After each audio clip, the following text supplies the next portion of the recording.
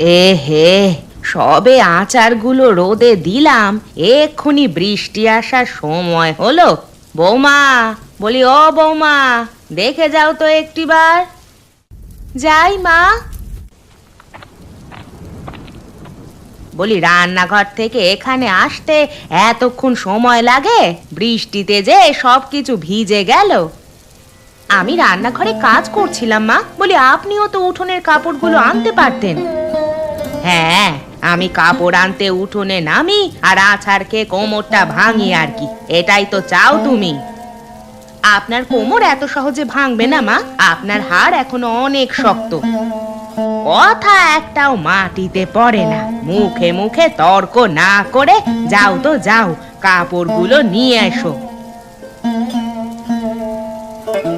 বৌমা, কাপড়গুলো আনা হলে আচারগুলো ঘরে নিয়ে যেও, আর আম তেলটা সাবধানে, ওটা পড়লে কিন্তু ভেঙে যাবে।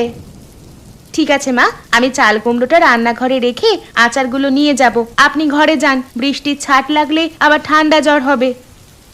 বাহ বাহ, চাল কুমড়োটা তো অনেক বড় হয়েছে। তা কোন গাছে ধরেছে গো বৌমা? গোয়াল ঘরের ওপরের গাছটায় মা। বেশ, ওটা রেখে দাও, আমার মেয়ে জামাই এলে রেঁধে দিও। ঠিক আছে মা।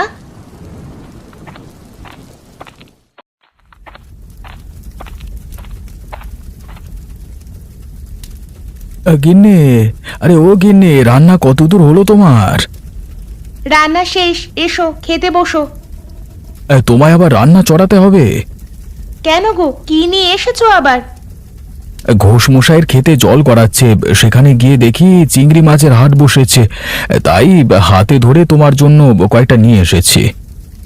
ভালো করেছো, ওগুলো দিয়ে চচ্চড়ি রান্না করব। তুমি একটু বসো, এখনই রান্না চড়িয়ে দিচ্ছি। গোপাল, অগোপাল, এদিকে আয় তো বাছা, দেখে যা একটিবার। এই যে মা আবার ডাকতে শুরু করেছে, মাত্র দেখা করে এলাম, এরই মধ্যে আবার তলব। যাও গিয়ে দেখে এসো কিসের জন্য আবার ডাকছে। তাই যাচ্ছি।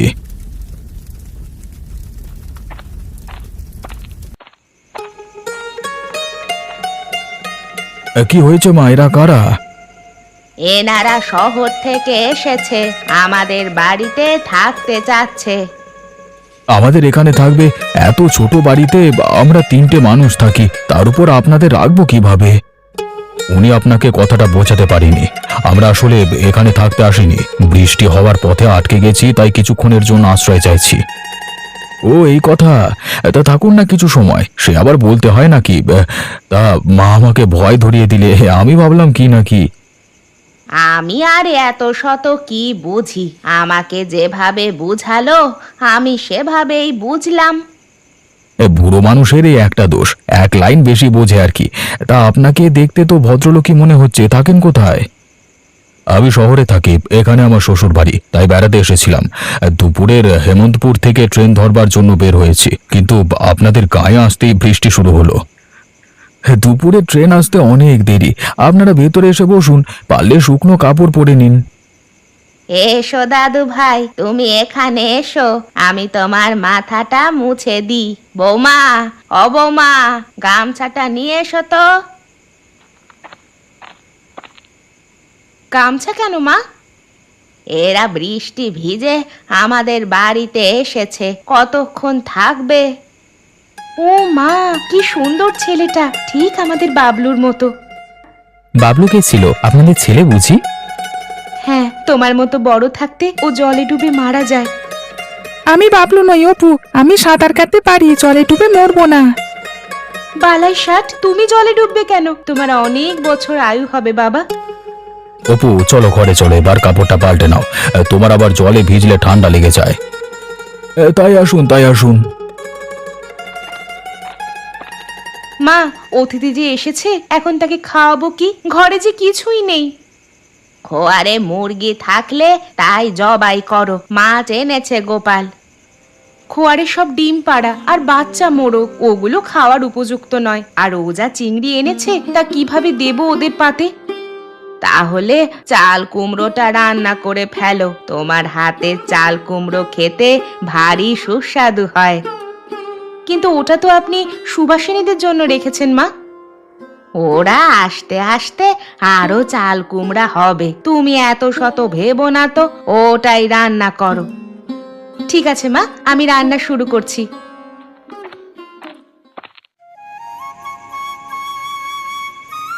আপনাকে আরেকটু কচু শাক দিব, খেয়ে দেখুন, খুব মজা হয়েছে।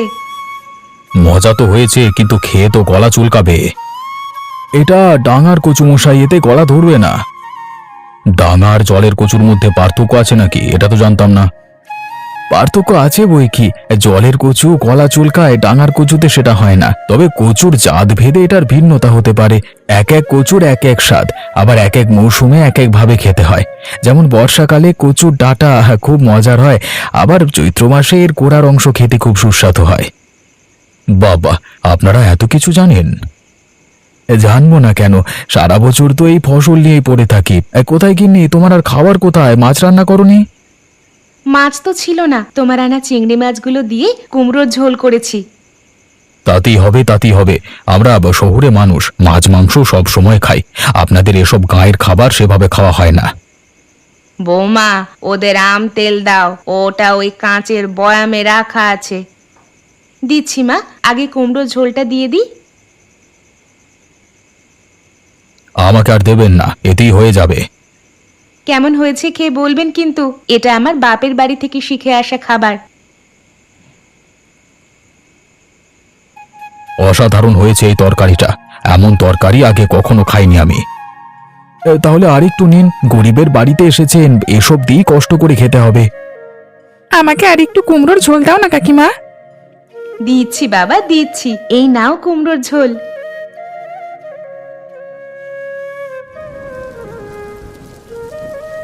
এই রে, আবার বৃষ্টি পড়তে শুরু করলো। সকালের ট্রেনটা মিস হলো, এখনকারটাও কি ফেল করব নাকি? এমন দিনে কোথাও যেতে হবে না বাবু, ট্রেন চলে গেলে থেকে যান, কালকে সকালে আবার ট্রেন ধরবেন। না না, আমাকে আজকে যেতেই হবে, আগামীকাল আমার অফিসে একটা কাজ আছে। তাছাড়া উপর স্কুলও খুলে দিয়েছে। বিমল, অবিমল, তোর ছাতাটা বের করে দে ওদের, কোনোভাবে স্টেশন অবধি গেলে আর বৃষ্টি ধরবে না। তাই দেব মা, কিন্তু ছাতার যা হাল, ওটা দিয়ে দুজন যাওয়া যাবে? সে নিয়ে চিন্তা করবেন না, আমরা দুজনে কোনো রকম যেতে পারবো, কিন্তু ছাতাটা ফেরত পাঠাবো কিভাবে? ও আমি গিয়ে নিয়ে আসবো। তাই ভালো, বিকেল 3টে বেজে গেছে, আমরা তাহলে এক্ষুনি বেরিয়ে পড়ি। হ্যাঁ, 4টে তো শহরে যাওয়া ট্রেন। সে কি গো, আপনাদের মতো ভালো মন্দ কিছু রান্না করে খাওয়াতে পারলুম না। ছেলেটার পিঠার এত শখ, কটা পিঠা বানিয়ে দেওয়ার সময়টুকু অবধি নেই।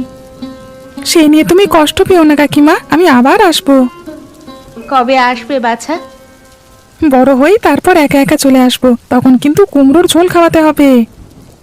নিশ্চয়ই খাওয়াবো, এর চেয়ে মজা করে তোমার জন্য রান্না করব। বেশ বেশ, তবে তুমি ছাতাটা বের করো, আর আপনিও প্রস্তুত হয়ে নিন মশাই।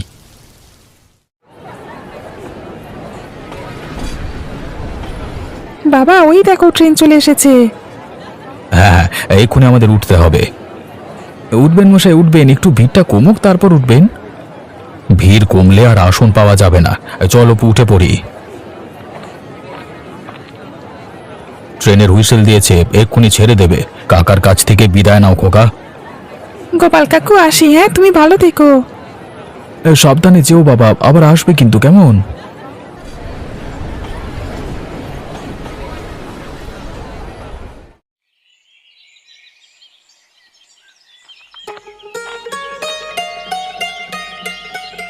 ওগো শুনছো, পেপারে আজকে একটা বিজ্ঞাপন দিয়েছে, আগামী সপ্তাহে রান্নার একটা আয়োজন হচ্ছে।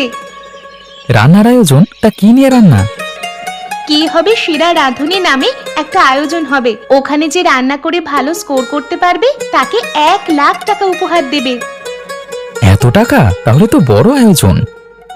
হ্যাঁ গো, কিন্তু রান্নার খুব সাধারণ একটা পদ থাকতে হবে। কচু, পটল, চাল কুমড়ো এরকম সাধারণ সবজি দিয়ে মুখরোচক রান্না করতে হবে। আমিও ওতে অংশগ্রহণ করব। সুস্বাদু রান্না করতে হলে তাতে জিনিসপত্র দিতে হয়, এরকম সাধারণ সবজি দিয়ে কি রান্না করবে? তাই ভাবছি, আমি যে সব রান্না জানি তা তো সব মাছ মাংসের, সবজির মজাদার কোনো রান্না তো আমি জানি না।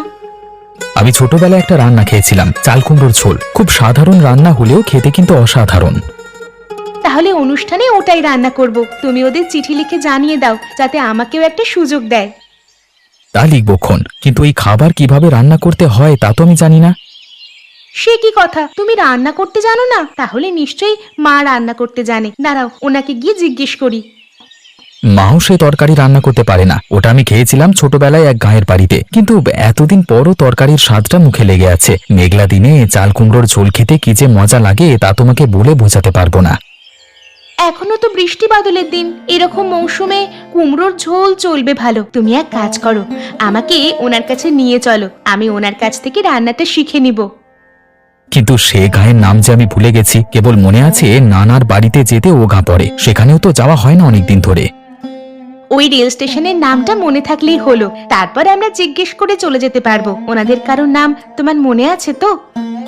তা আছে, গৃহকর্তার নাম ছিল গোপাল। আমি তাকে গোপাল কাকু বলে ডাকতাম। তাহলে কালই চলো গোপাল কাকুর বাড়িতে। এই সপ্তাহে আমাদের অনুষ্ঠানে গিয়ে রান্না করতে হবে। বেশ, তুমি তবে যাত্রার আয়োজন করো, সেই সুযোগে মামার বাড়িটা ঘুরে আসা যাবে। যাক, শেষমেশ তোমার মামার বাড়িতে নিয়ে যাবে। তবে এবার তবে রথও দেখা হবে, আবার কলাও বেচা যাবে।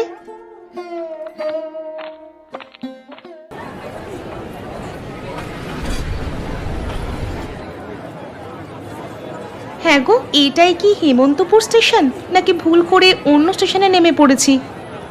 না, এটাই সেই স্টেশন। আমার মনে আছে এখান থেকে আমরা গাড়ি ধরেছিলাম। তবে চলো বাইরে গিয়ে জিজ্ঞেস করি গোপাল কাকুর বাড়ি কোনটা। তাই চলো, এদিকে আবার আকাশ মেঘ করতে শুরু করেছে, কখন যে বৃষ্টি নেমে যায় কে জানে। তাহলে আরো ভালো হবে, বৃষ্টিতে ভিজতে ভিজতে গায়ের পথে হাঁটার মজাই আলাদা। একবার জ্বর হলে বৃষ্টিতে ভেজবার মজা হাড়ে হাড়ে টের পাবে। ইস, গায়ের মানুষ তো সারাদিন জলে ভিজছে, কই তাদের তো জ্বর হয় না? ওসব গায়ের মানুষের জড়াজড়ি হয় না বুঝলে, এরা এই আবহাওয়ায় অভ্যস্ত হয়ে গেছে। চলো এবার, ওই তো একটা গরুর গাড়ি দেখা যাচ্ছে, গাড়োয়ানকে শুধাই গিয়ে।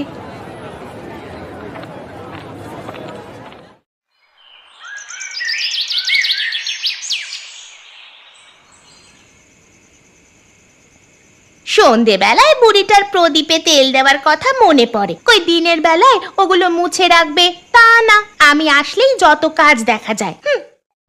কি রে ননি, কে এসেছে? কার সাথে কথা বলছিস এই সন্ধেবেলায়? কারোর সাথে কথা বলিনি গো। কে আসবে তোমার একার বাড়িতে? তোর মাথাটা একেবারে গেছে, সারাদিন একা একা কথা বলিস। তোর মাকে বলে একটা বদ্যি কবিরাজ দেখাতে পারিস তো। সে নিয়ে তোমায় ভাবতে হবে না গো বুড়ি, আমার মাথা ঠিকই আছে।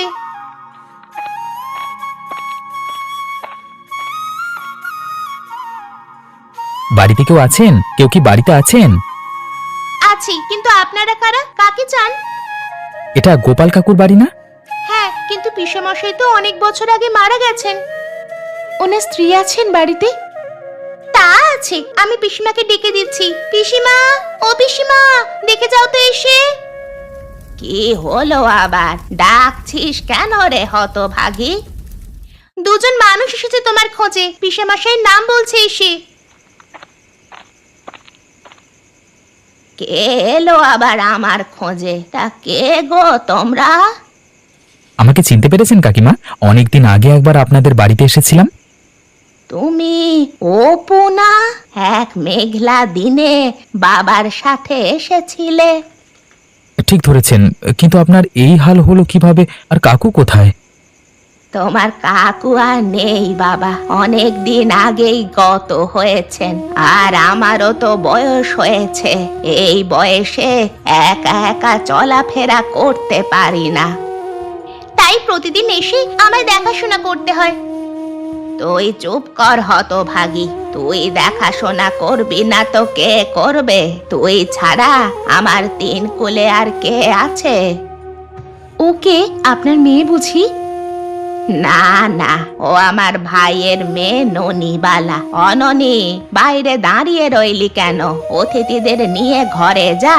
তা বাবা, তোমরা আজ থাকবে তো? হ্যাঁ কাকি, আমরা থাকবো আজকে। তোমাকে বলেছিলাম না বড় হলে চলে আসবো, দেখলে তো পথ ঠিক চিনে চলে এসেছি। আমি জানতাম বাবা তুমি আসবে, সেজন্য তো চাল কুমড়া রেখে দিয়েছি তোমাকে চাল কুমড়ার ঝোল খাওয়াবো বলে। সেজন্যই তো এসেছি আপনার কাছ থেকে, এবার চাল কুমড়োর ঝোল রান্না শিখে যাব। ঠিক আছে মা, শিখিয়ে দিবক্ষণ। এখন ঘরে এসো, হাত মুখ ধুয়ে যা আছে কটা খেয়ে নাও। ননি, অননি, ওদের ঘরে নিয়ে যা তো, আমি খাবারের আয়োজন করছি। এসো আমার সাথে এসো।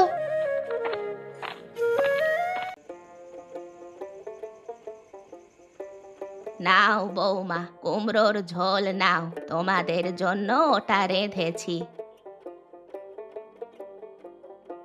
আপনি কুমড়োর ঝোল রেঁধে ফেলেছেন, কিন্তু আমি তো এসেছিলাম আপনার হাতে কুমড়ো রান্না শিখবো বলে। সে নিয়ে ভেবো না, কাল সকালে আবার রান্না করব, তখন শিখে নিও। তা হঠাৎ করে কুমড়োর ঝোল রান্না করা শিখবে কেন? আর বলবেন না কাকিমা, ও পত্রিকায় দেখেছে কোথায় যেন রান্নার প্রতিযোগিতা হচ্ছে, তাই দেখে অংশগ্রহণ করবার জন্য বায়না ধরলো। কেবল গেলেই তো হবে না, ভালো একটা রান্না ওদের করে দেখাতে হবে। তাই শুনে ও আপনার কথা বলল। এতদিন আপনার হাতের কুমড়োর ঝোলের কথা শুনে এসেছি, আজ তা মুখে দিলাম। সত্যি কাকিমা, আপনার হাতে এই রান্নার স্বাদের তুলনা করা যাবে না। এ আর এমন কি রান্না, আমার ঠাকুমা এর চেয়েও মজা করে রাঁধতে পারতেন। তা তোমাদের প্রতিযোগিতা কবে? সামনের সপ্তাহেই। বেশ, তবে আমি একটা চাল কুমড়ো সাথে দিয়ে দিব। এখান থেকে শিখে গিয়ে ওটা দিয়েই রান্না করবে। ঠিক আছে, ওই রান্না করতে কি কি জিনিসপত্র লাগবে? সে আমি কাল শিখিয়ে দিব, এখন খেয়ে নাও, ভাত ঠান্ডা হয়ে যাচ্ছে।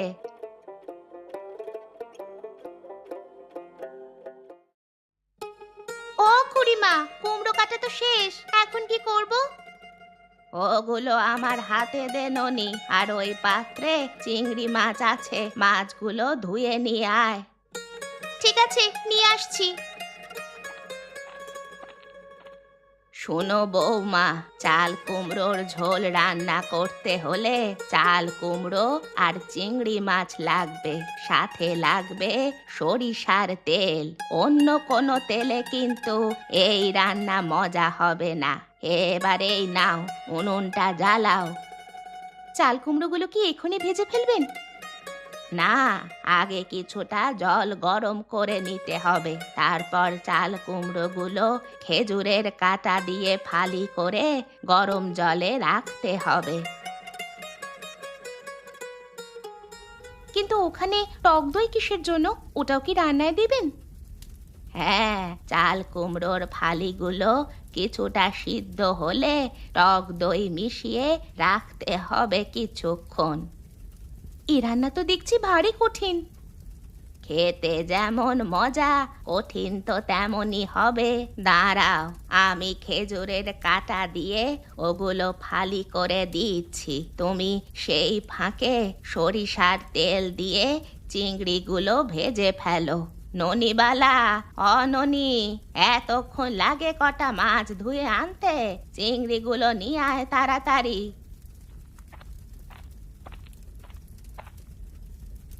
এই নাও তোমার চিংড়ি মাছ। বৌমায়ের হাতে দে, তারপর ওই দইটা এনে দে আমার হাতে।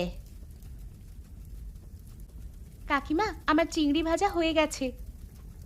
এবার তবে চাল কুমড়াগুলো দিয়ে দাও, আর বেশি করে ঝোল দিবে কিন্তু, ঝোল না হলে এই খাবার খেয়ে মজা পাবে না। সে দিবক্ষণ, বলাই আছে চাল কুমড়োর ঝোল।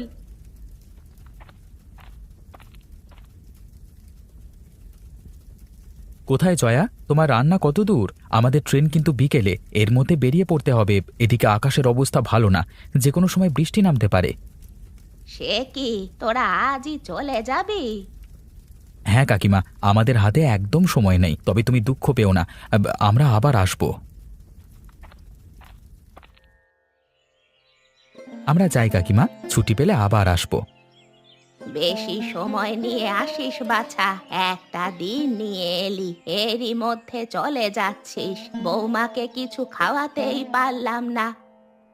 আপনার কাছ থেকে চাল কুমড়ো ঝোল রান্না শিখে গেছি কাকিমা, এটাই কম কিসে? এখন থেকে তাহলে কাকিমায়ের হাতে রান্না খাওয়ার জন্য আফসোস করতে হবে না। মেঘলা দিন হলেই চাল কুমড়োর ঝোল খেতে পারবো। আগে প্রতিযোগিতায় জয়ী হই, তারপর তোমাকে রান্না করে খাওয়াবো। তা খেও, আর গিয়ে চিঠি দিও, তোমাদের চিঠির অপেক্ষায় থাকবো আমি। ঠিক আছে কাকিমা, এখন তবে যাই।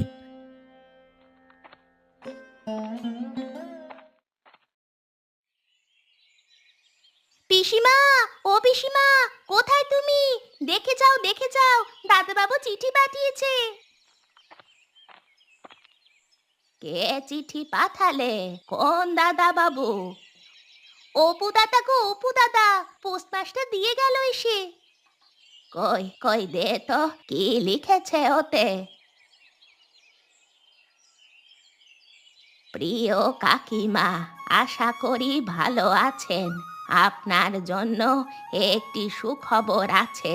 জয়া রান্নার প্রতিযোগিতায় চাল কুমড়োর ঝোল রেঁধে বিজয়ী হয়েছে। গতকাল ওরা আমাদের 1,00,000 টাকা পাঠিয়েছে। এই টাকার সবটা আমরা নিব না। আপনি যেহেতু এই রান্নার মূল কারিগর, তাই অর্ধেক টাকা আপনার নামে পাঠিয়ে দিয়েছি। পোস্ট অফিস থেকে নিয়ে নিবেন। ইতি, অপু। সে কি কথা গো, ওরা তোমায় এত টাকা দিল? তাই তো লিখেছে, 50,000 টাকা পাঠালো বলল। এত টাকা দিয়ে কি করবে গো তুমি? আমি একটা রান্না শেখানোর স্কুল দিব ননি। গ্রামের অনেক রান্না আছে, শহরের মানুষ সেগুলো জানে না। তাদের শেখানোর জন্য আমি এই টাকা ব্যয় করব। ভালো বলেছ পিসিমা, তাহলে তোমার নাম খ্যাতি হবে গো অনেক। নাম খ্যাতির দরকার নেই বাছা, আমার হাতের চাল কুমড়োর ঝোল যে মানুষের মুখে মুখে ফিরছে, সেটাই অনেক কিছু।